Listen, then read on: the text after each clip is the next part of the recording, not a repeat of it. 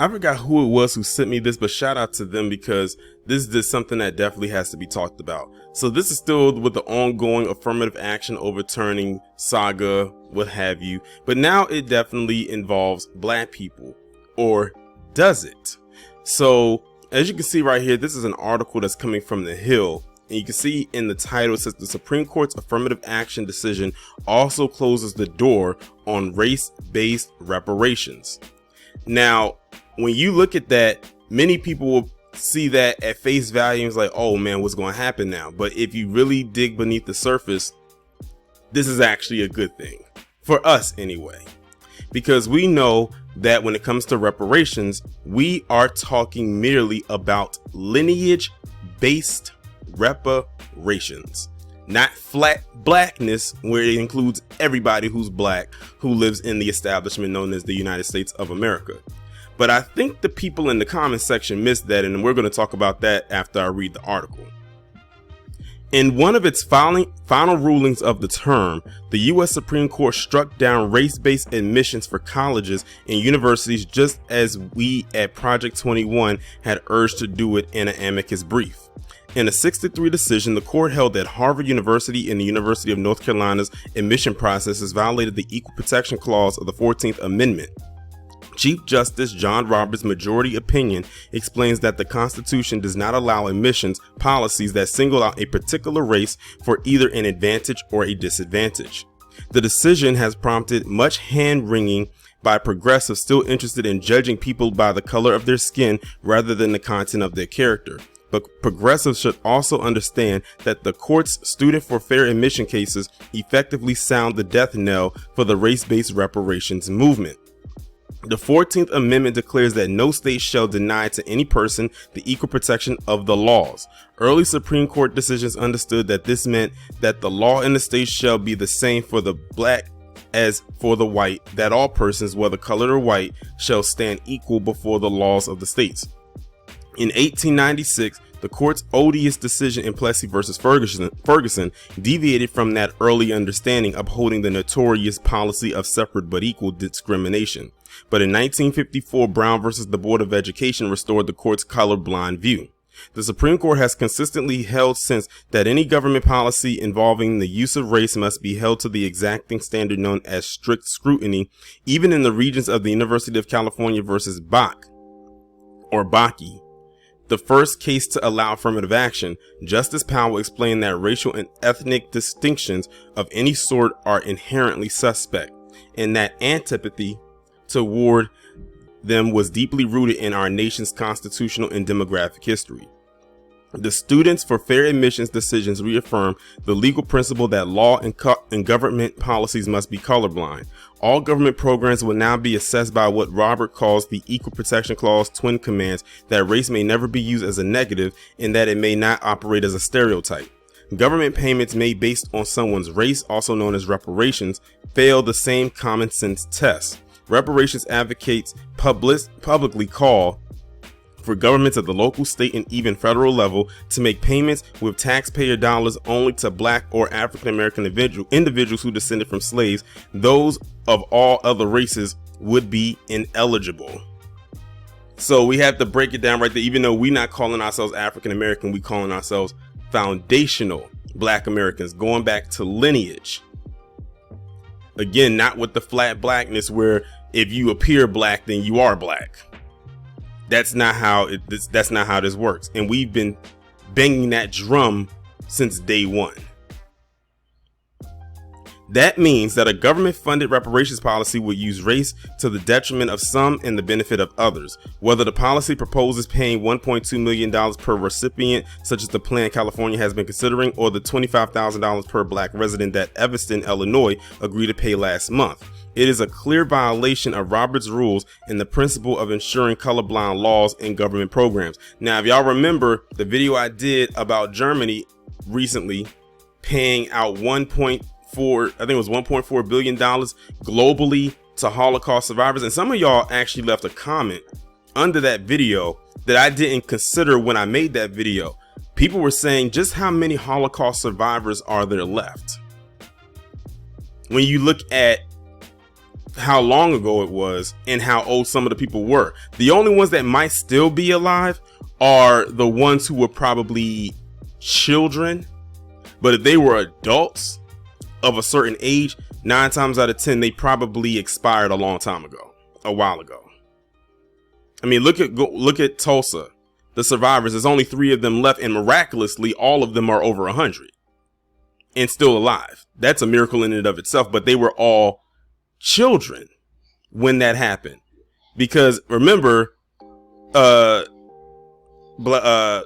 Tulsa, Black Wall Street, that happened 100 years ago. So that's 100 right there. And I believe the oldest is 109, which means she was 9 when this happened. I think the others are like 100, and I think one is 102, which means he was just a baby. And the other one, I think, is somewhere in between that. So they were all children. So it would make sense that, you know, oh, they can still be alive. Now, if they were 20 back then yeah. But like I said, it's a miracle that all 3 of them are still alive. And I believe they're the only 3 survivors of what happened all those years ago. And of course, their descendants, you know, like their great grands and children, all that good stuff. Government may not provide subsidies or bonuses to whites because they are white. By the same token, it cannot deny them subsidies because they are white. Reparations programs would do exactly that. If put to the test judicially, they should meet the same ill judicial fate as race-based college admissions policies. After all, as Robert observed, the Constitution's Equal Protection Clause is universal in its application, and eliminating racial discrimination means eliminating all of it. Reparations proponents should take Roberts at his word. So there you have it right there. They're basically saying, oh, we shouldn't receive it because we're going by this law. They all, you know, it's amazing they want to go by laws when it benefits them. But again, what did I just say? All these other groups are getting these set-asides and these subsidies.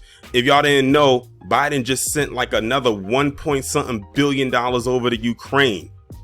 Again, that's like their monthly. I've literally put on Twitter that Ukraine has become the empress of the welfare world, or the welfare empress, something like that. I can't remember exactly what I put into the tweet. It was a couple weeks ago when I made the tweet, but it's something along those lines. Those who follow me on Twitter know exactly what tweet I'm talking about. But yeah, and it's interesting too, just like how the Asian American community got so excited about the overturning of affirmative action. Look at how quick that karma came when they started to talk about the discrimination that they face in the workplace. They can't move up the corporate ladder in a lot of these tech jobs out in Silicon Valley. That was one of my most recent videos that was in the form of a triple P about that John Wayne guy. I believe his name was John Wayne, who was talking about the discrimination because of how he pronounced his R's, talking about rice and all types of things, and how he's suing the company. And I told people, I said, how ironic that he wants to take this lawsuit out around the same time that they overturned affirmative action, but you was going through this discrimination for years. You didn't say anything then, but you waited till now to want to do that. And I said, good luck with that. Then, of course, you know what, Harvard with them wanting to get rid of legacy admissions. And I said, good luck with that. So now here you have this. Now you have PC that are literally jumping for joy in the comments section, talking about, oh, this is such a good thing. As a matter of fact, I'm gonna go ahead and show you some of these comments. So here's some of the comments right here. So this one says, well, this is some unexpected good news.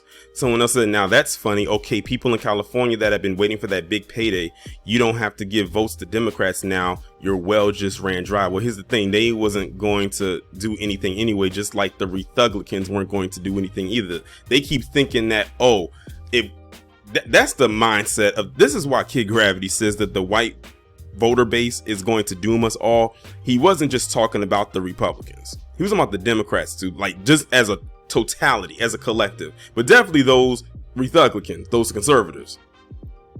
They really think that the Democrats was going to try to do something for us. No, they were just as big as an enemy to us when it comes to reparations as you are.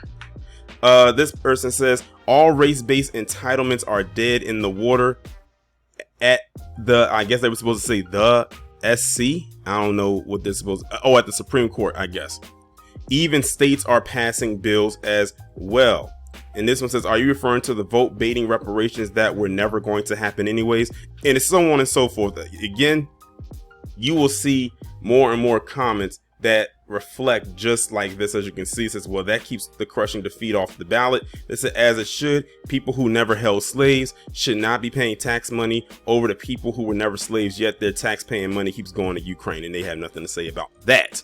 But that's just the taste. It's like 100 something comments. I don't have to go through all of them. They pretty much all echo the same exact talking point. But again, this is race-based reparations. As in black, we're talking lineage based, and they can't say that we didn't say it because we've been talking about this and banging on that drum for a few years now. So they can't say that, oh, out of the blue, we just said, oh, it's lineage based, not race based. That's what they're going to try to push, though. That's what they keep pushing, because apparently all black people come from the same place. Let them tell it, because they've been saying for years how much we need to go back to Africa, even though none of us, well, for the most part, I can only speak for myself. I wasn't born in Africa. My parents weren't born in Africa. My grandparents weren't born in Africa. Neither were my great grandparents. I actually have a picture of my great grandmother on my mother's side who was a slave. I have a picture. I actually have posted it up on social media, so some of you may have seen it. And where she was at was not in a landmass called Africa. It was called the US. But they love to tell us to go back here, go back there. You know what? Why don't y'all go, since y'all want to tell people to go back somewhere, why don't y'all go back to your place of origin? Which is that dark, damp, cold, smelly cave in the Caucasus Mountains. Some of y'all still live in common and decent society like you're still there. I don't have to explain what activities many of you are into to echo that sentiment. But yeah, they're cheering right now, just like the Asians were, but they're realizing that they shot themselves in the foot. But they're getting happy right now. They are in for a rude awakening, just like the Asian American community. Now, had I had known about this person before, this would have been a bed bucking video. But this is Horace Cooper. This is the person who wrote that hit piece that I just read from The Hill. This is him. It looks like William from the show Girlfriends. For those of y'all who are of a certain age know exactly which show I'm talking about and which character. But he looks just like William, only he's wearing glasses. And he literally fits the profile. But yeah, this is the one who wrote that hit piece that I just read to y'all on The Hill. Like I said, if I had known about this before, it would have been a straight up bed bucking video. But you know what? Hey, we can converge it either way. The guys are bed bucking. And I'm going to just say this. They know how to pick them. They know exactly how to pick them.